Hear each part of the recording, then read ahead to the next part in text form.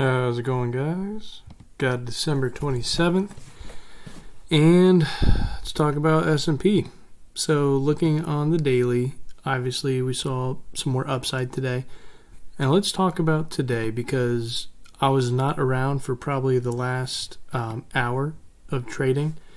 And so if you recall from yesterday, I said, okay, we had this nice run up. We need some consolidation before we see another leg up, right? So this was the consolidation, and we had another leg up. Now, let me tell you what I was seeing on my screen before I left for the day. It was right about here, and I was a little nervous. It was we did hold above the middle Bollinger Band. Looking back, obviously I should have entered in a position, but believe it or not, I actually played bearish throughout the day. So we're on the 5-minute time frame here, and I played bearish right on this break right here. Right on this break, big candle down, and then I sold when SPY was around here, right? So let's look at the inverse, SPXS, 3 times leverage bear ETF.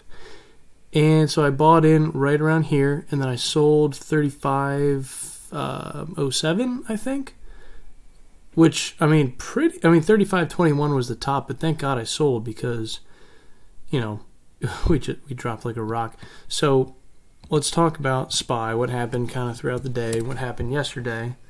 So after doing a little more research and watching, I watch Dan videos all the time, Dan from the Chart Guys. Apparently yesterday, same thing happened with pension funds buying heavily. Apparently that happened again today, and it seems it was like a more of a ramp up today. Right around the same time period, I guess 2:33-ish is when they started buying. And it's pretty, before I left for the day, right, we were right about here. Didn't look too good on the day. I was like, it kind of looked like we were just fading. And then I was like, okay, I'm glad I got out of my bear position. I had a bear play. It was great. Made a few bucks. Nothing notable, just a small victory. And then I come back and I see this. I was like, oh, holy smokes.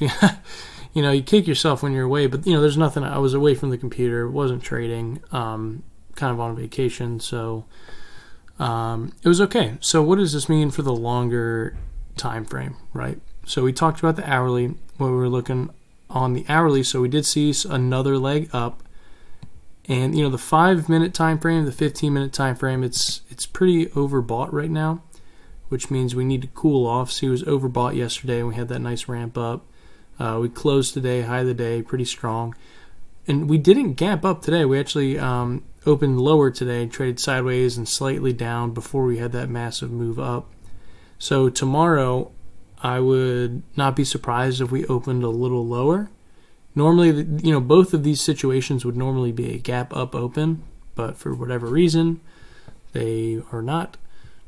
So again, looking longer term, let's look on the daily. So all we're looking for right now is a bounce on the S&P, right?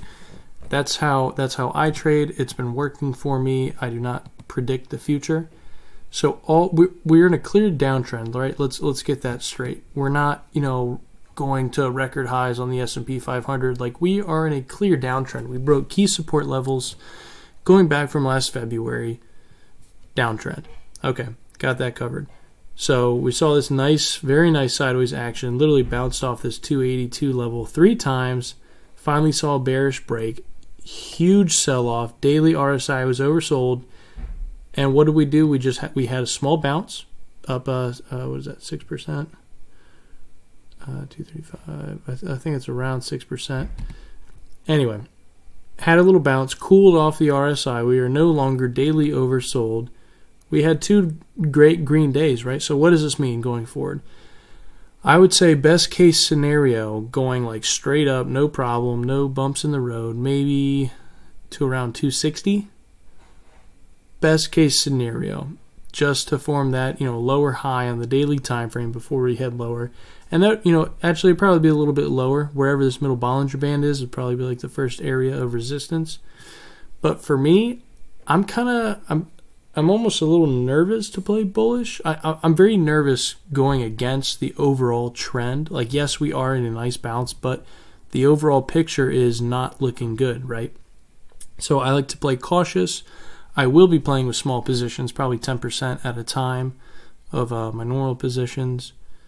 And that's okay, right? So the daily, these look like two very good days, and we could very well have a good day tomorrow closing higher. That's not out of the cards by any means, but I'm going to be playing it cautious. I'm going to be looking on the short-term time frames, and I'm going to be looking for consolidation from this massive move up here, right? We got to cool off this 5-minute RSI, just like we had to yesterday as well. So obviously looking back, when I was playing short, this actually probably would have been a good time to be loading up, but just because due to 5-minute oversold conditions, we hit 30. But, and I will be on alert at probably 3 o'clock, 2:30, 3 o'clock tomorrow to see if we do start to get some massive buying coming in, right? If we start to see a move like this happen, I will go in, maybe a little heavier, maybe like 30% positions. But again, nothing crazy. All we're trying to do is set a lower high on the daily time frame. So let's talk about that one more time. Once we do kind of top out and we set that, that lower high, I will be looking to play a bear position. It's exciting when you can make money both on the up and down side. And I think the risk to reward will be in my favor once we top out around, maybe around, it's hard to say when, but it's going to be when the trend starts going the other way, when the hourly trend changes bearish again, right? So we did confirm an hourly trend change. We had that hourly consolidation that we needed to happen, and then boom, we saw another leg up. So, it might even continue a little more in the morning tomorrow, which is great. Maybe then we'll start to consolidate a little bit. But once this hourly uptrend changes, that marks a temporary lower high, and I will be looking bearish.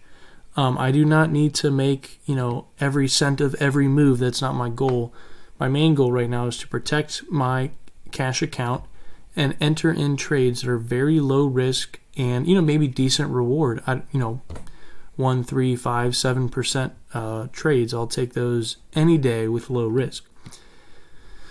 So tomorrow, I'm really not looking for much. Like I said, just kind of going to be playing it by ear.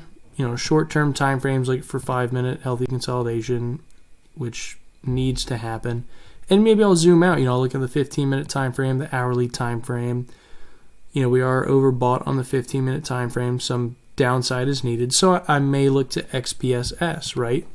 SPXS, that's a 3 times bear ETF. So where are we now in the 15-minute? Oversold on the 15-minute, right? So this will allow me kind of, even if we get like a little consolidation, we're at 31.57, even going to 32.50. Very small trade, 2-3%, whatever, around there, but that's all I need. I'll take that any day and walk away. All right, so let's check out US OIL, US oil. Let's go on the daily. So we did see, let's see what's going on here. I'm going to jump to the hourly. Okay, so this is when we had that real nice run up yesterday.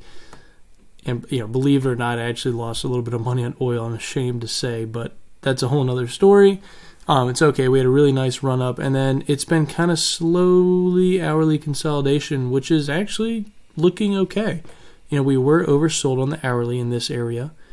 In hindsight, this should have been a nice buying opportunity, but regardless, zooming out a little bit, we just had a rip up there, but we need to see continuation on the hourly. We need to see bull momentum up past yesterday's highs to confirm, this hourly trend change. And I know Dan's been pointing out he wants to see the S&P bounce along with oil. So if oil starts to get bouncing, the S&P will likely start to bounce, hand in hand with oil, which would be nice. And I have pointed out the bullish divergence. As I've, if you watched my videos before, I've pointed it out. I do expect a decent bounce on oil because of this.